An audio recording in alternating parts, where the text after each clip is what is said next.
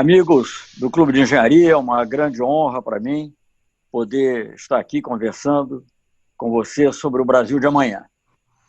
É uma honra, uma satisfação, porque sempre encarei o Clube de Engenharia como um grande defensor de algo que, em funções diversas da minha vida, também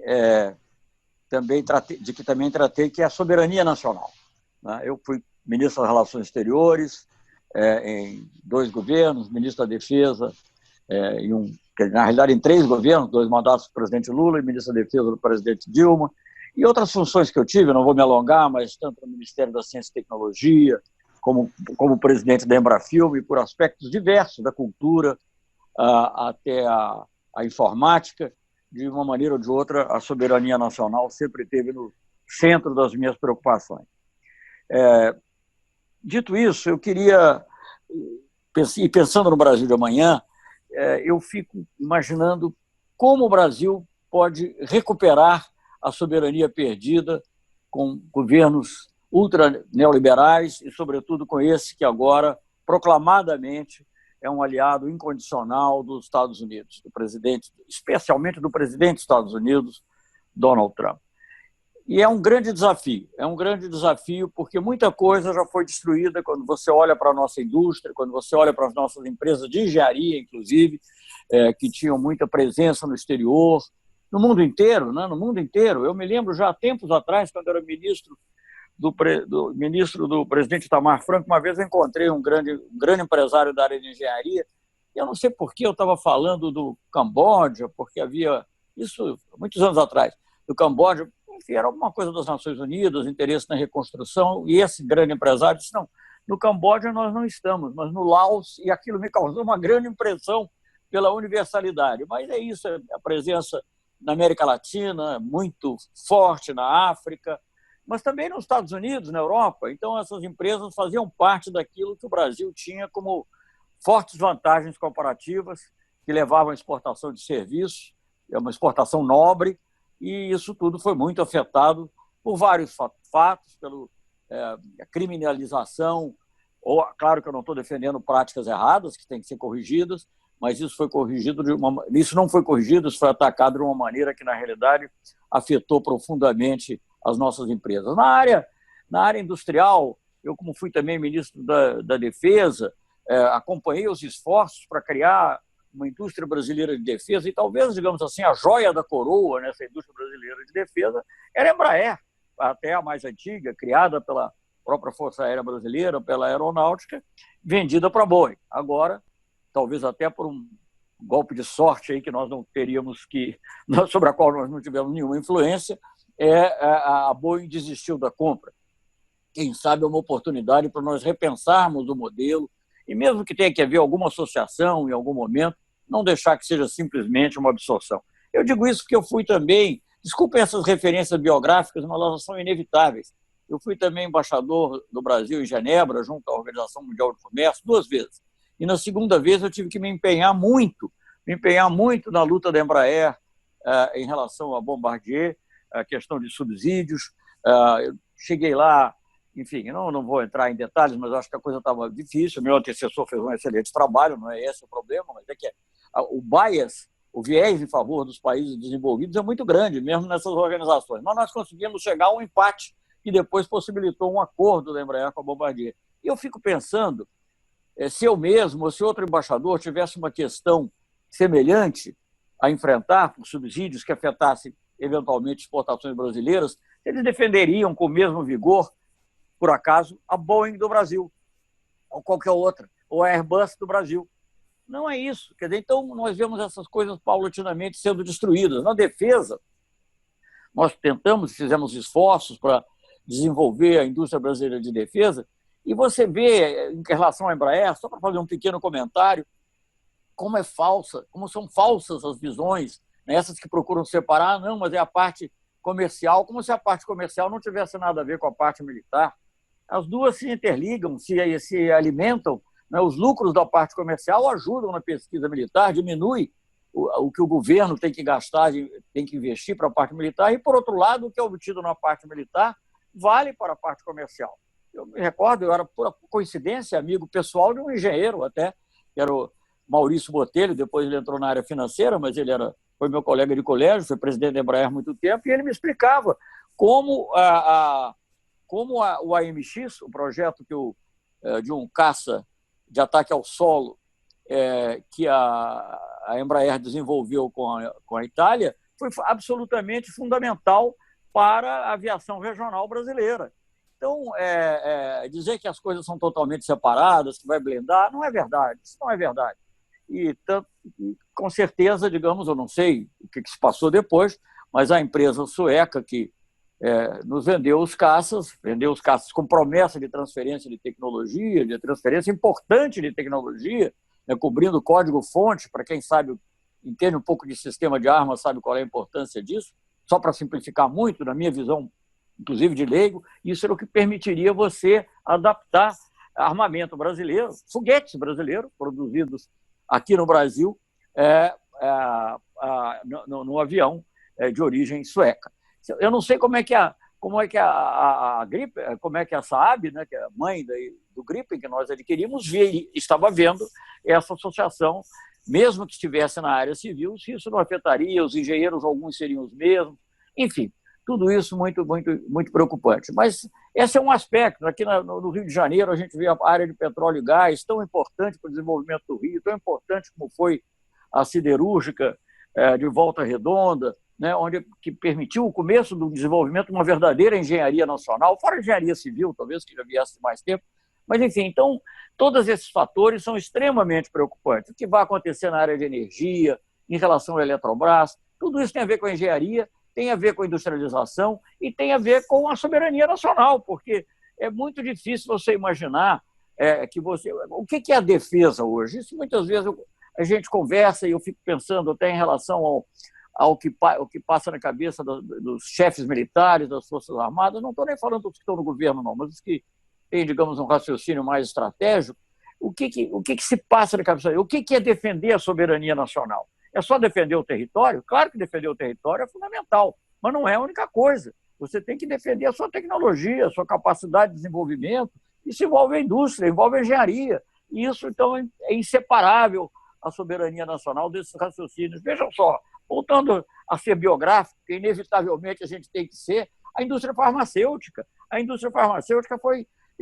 como vocês sabem, eu fui ministro durante os 2 governos do presidente Lula, fui ministro da Defesa da presidenta Dilma, fui ministro também do governo Itamar, mas eu fui embaixador do Fernando Henrique Cardoso, né? Porque eu fui embaixador do Brasil, na verdade. Né? Então, eu fui no governo Collor, fui no governo Fernando Henrique Cardoso, e já mais não no final, mas enfim, já na meados do segundo mandato do Cardoso, nós tivemos um embate muito sério com relação à propriedade intelectual. Já tínhamos tido outros, mas tivemos um muito sério em função da saúde.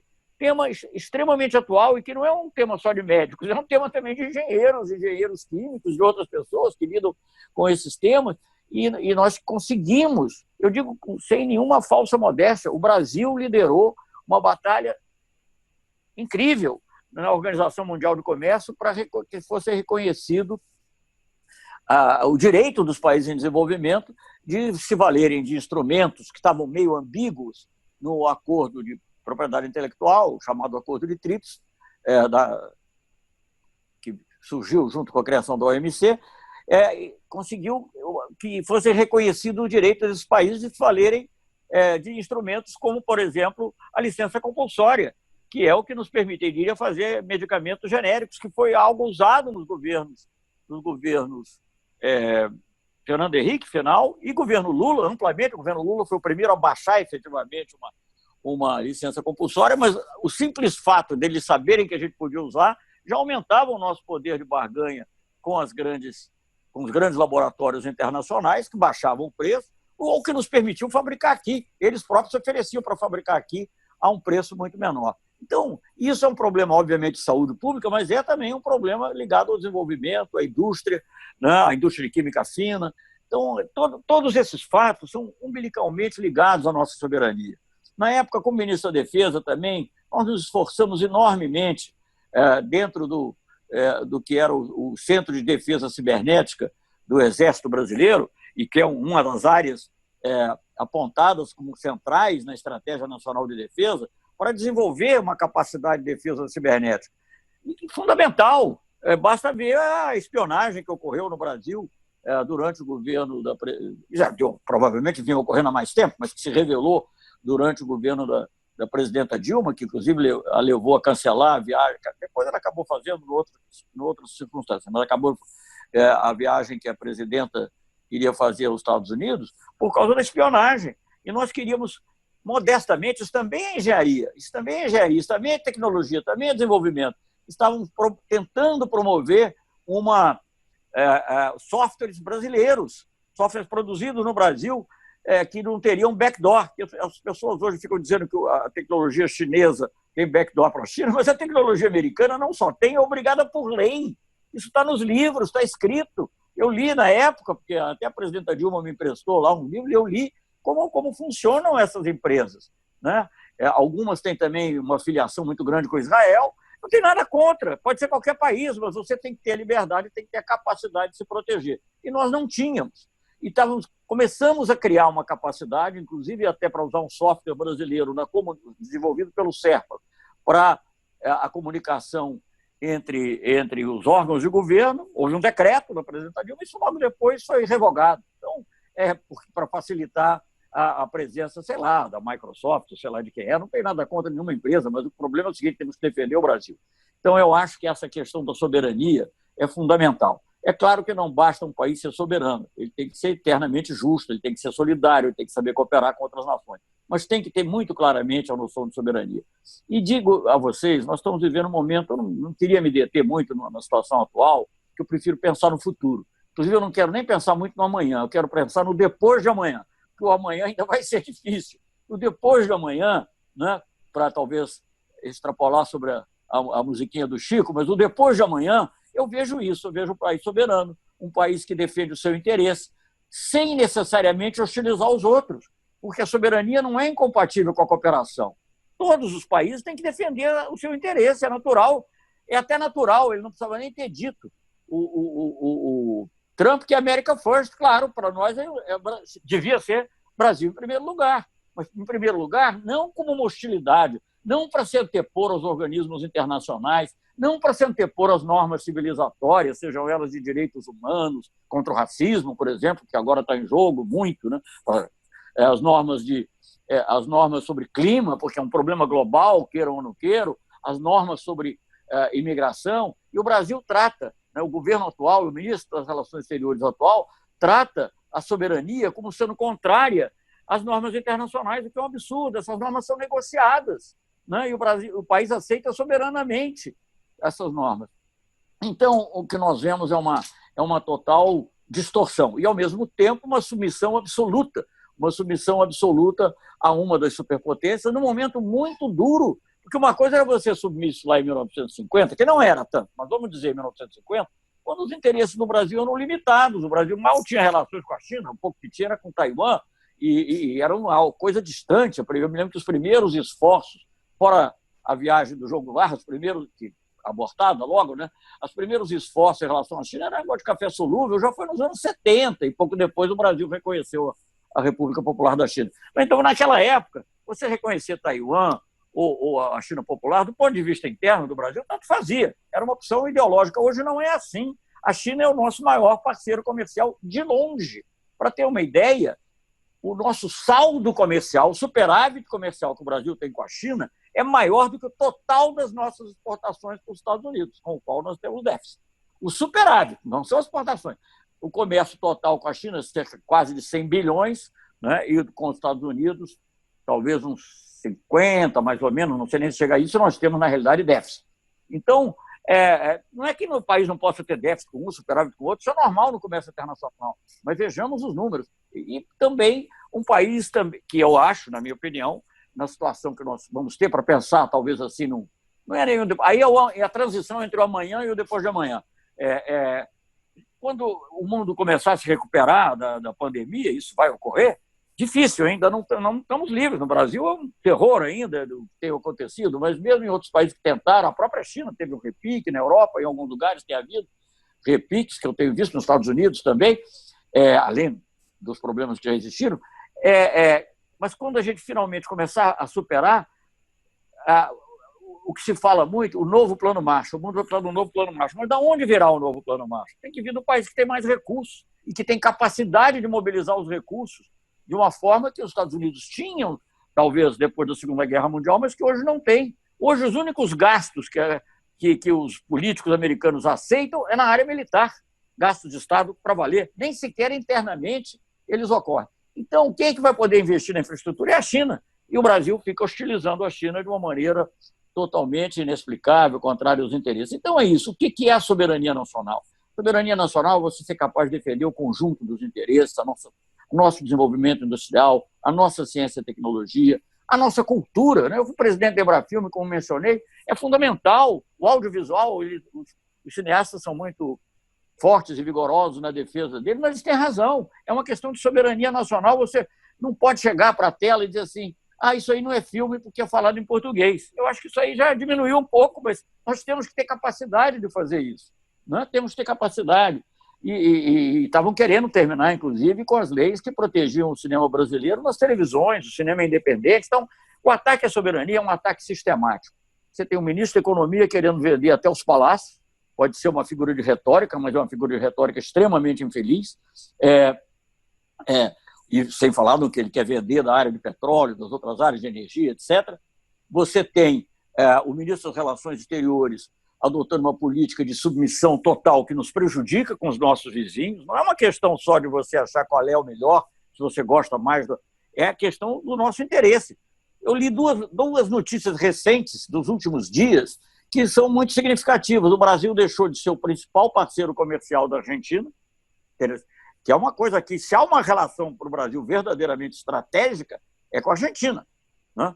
Sob todos os aspectos. É a paz, é a democracia, a solidariedade, o desenvolvimento conjunto, a integração da América Latina, que, vamos lembrar, a integração da América Latina não é um projeto bolivariano ou chavista, ou sequer do Lula. O Lula fez muito por isso, mas está na Constituição brasileira. Né? Então, nós ficamos preocupados com isso. Vemos na África uma outra notícia, uma matéria que, aliás, nem era inicialmente, não sei com o que ela tinha a ver, mas ela dizendo que a China tomando o Brasil na África. Não é tomando o Brasil, porque a China já estava muito presente. Mas os lugares onde o Brasil estava presente, quem está entrando é a China, Moçambique, Angola, África Ocidental, enfim, países que o Brasil teve uma enorme presença e onde as empresas de engenharia brasileira também tiveram enorme presença. Então, eu acho, só para concluir, que nós temos que pensar, no Brasil de amanhã, o que nós queremos? Queremos, como eu disse, um país soberano, capaz de enfrentar pressões externas, capaz de ter alianças que permitam esse enfrentamento. Não queremos substituir uma dominação por outra. Não é a hegemonia chinesa no lugar da hegemonia norte-americana.